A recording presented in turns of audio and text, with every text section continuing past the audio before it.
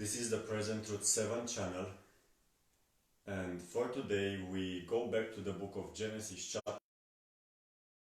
We want to read from verse 24 and 25. We have come now to the sixth day of creation, and the sixth day of creation is divided in two parts. In the first part of this day, God created the animals, and in the second part of this day, He created man. Today we are going to look at this creation of animals.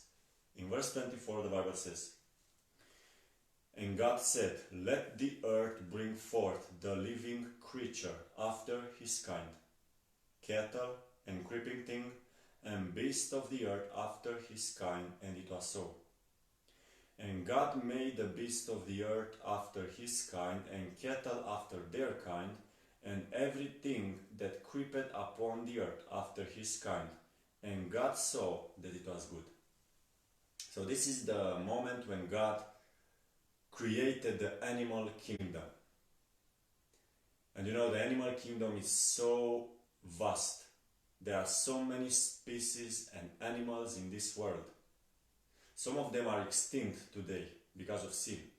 But I try to imagine how it was in the beginning when God created all these animals. And don't forget that they were not harmless. They were harmless in the beginning. They were not harming. They were not evil animals. Animals will not eat each other and fight with each other the way today. Everything is because of sin. But I want us to look again at this wonderful moment. Now I want you to think of this. When God created the waters, He filled them with fish. After He created the atmosphere, the air, the heaven, He filled heaven with birds, flying birds. When He created the earth was still desolate. It was still empty. There was nothing on it. Of course, there was grass, there were trees, there were fruits, there were other things. The vegetal kingdom was also in its place. It was made in the third day of creation. But now God brings about a new thing into the creation, because all the other things have been preparatory to this moment. And God created in the sixth day, in the first part of this day, He created a kingdom. Now here we can spend literally a lot of time talking about the animals that God created and drawing from their spiritual lessons for ourselves. And I'm sure that all of us can go deep into the study of the animal kingdom and look at the different things that God created. Now, for today and for this moment, I just want us to notice very few facts in few minutes, and then we'll leave it there and we can continue to study for ourselves.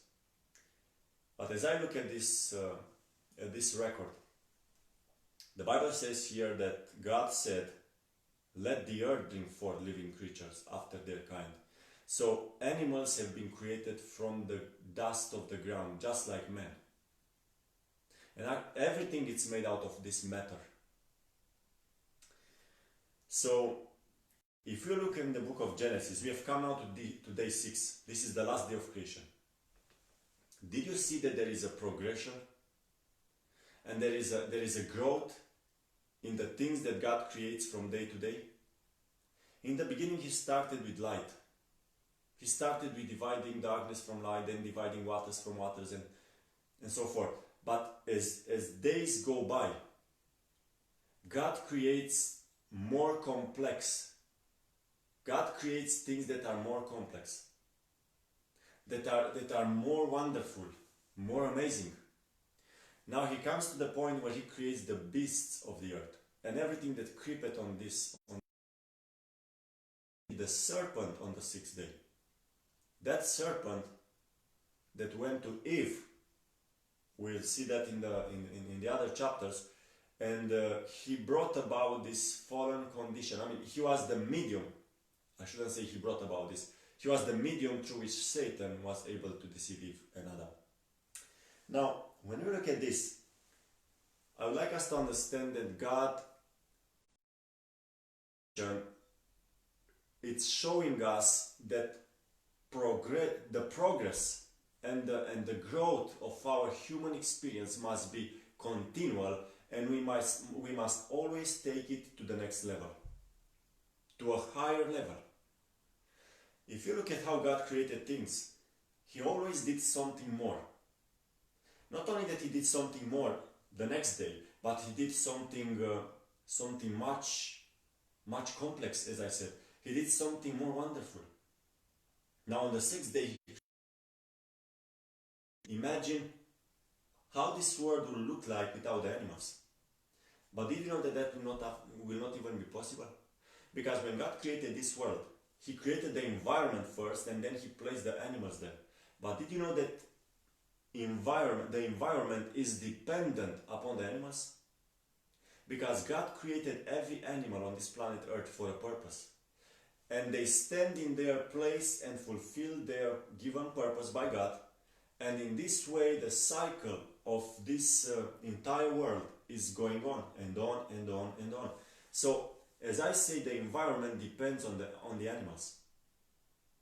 And also the animals depend on the environment. God made them to be dependent on each other.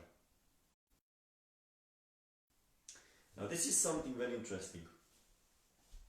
Because when we look at the creation of the animals, we can also have an example of what God intended every creature on this planet Earth to be like.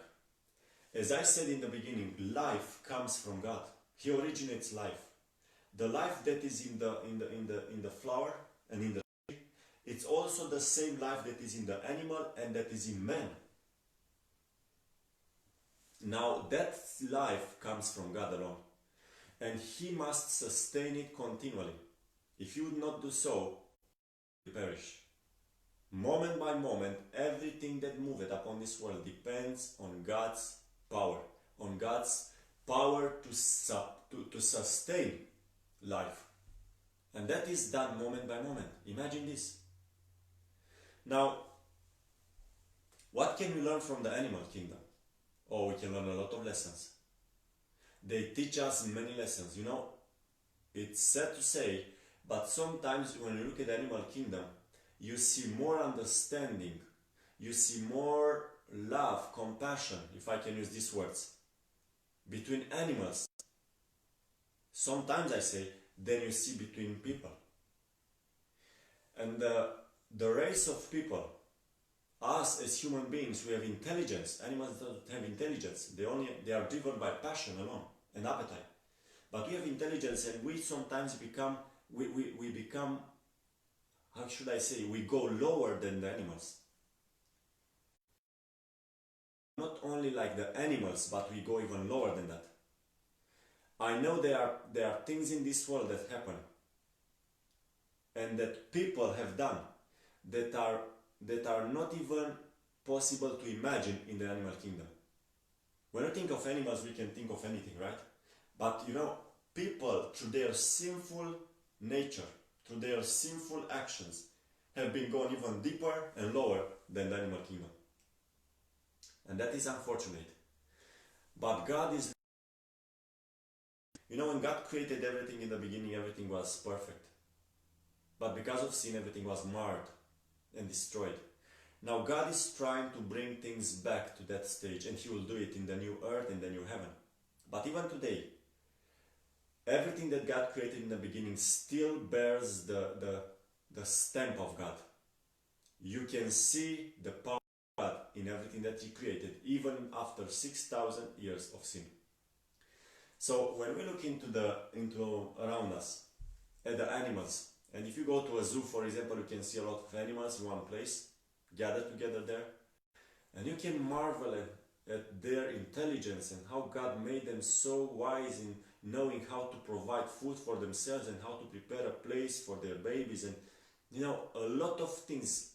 We could be occupied the entire life studying the life of animals, and we can see here the wonders of God, the power of God, the manifestation of His wisdom.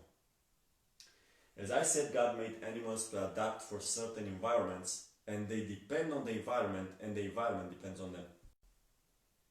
So I think our responsibility, as God said to Adam, is to protect, is to help these animals, is to be those that will rule over the animals. And that means that we have been given this as a gift and we have to treasure it. So we should have a good attitude towards the animal kingdom, which is inferior to humans. But as I say, sometimes humans go lower than that. So for today I want us to take this lesson, and it is, as I said, an open field for us to study and to try to understand everything that God created. And you know, the interesting thing is that God used animals in scriptures to represent different characters. For example, Jesus Christ is used and compared to a lamb. The lamb is used as a type for Jesus Christ who died on the cross. Then Jesus Christ is also the lion. Okay, he is said to be the lion. But the lion is also used to symbolize the devil. That lion that is roaring and trying to destroy us. Then he uses the bear to symbolize the Medo-Persian kingdom. He uses the leopard to symbolize the Tatasim, the beast, the first beast. He uses the lamb-like horn beast to so forth. We see a lot of similarities between animals and those things that God tried to typify. He uses wolf to symbolize those false shepherds and those false Christians. And we can go on with many examples. So definitely, there is a lot to study in the animal kingdom. There is a lot to take as an illustration, as an object lesson, to compare it and to try to see the spiritual application and the meaning of what God is trying to teach us. So may God continue to bless us as we look into the book of Genesis and as we try to unfold these wonderful spiritual messages that God has placed for us there. So we thank God for creation and we thank God for everything that He did in the beginning, because the Bible says, and it was good. And definitely everything that God does was good. May God bless us.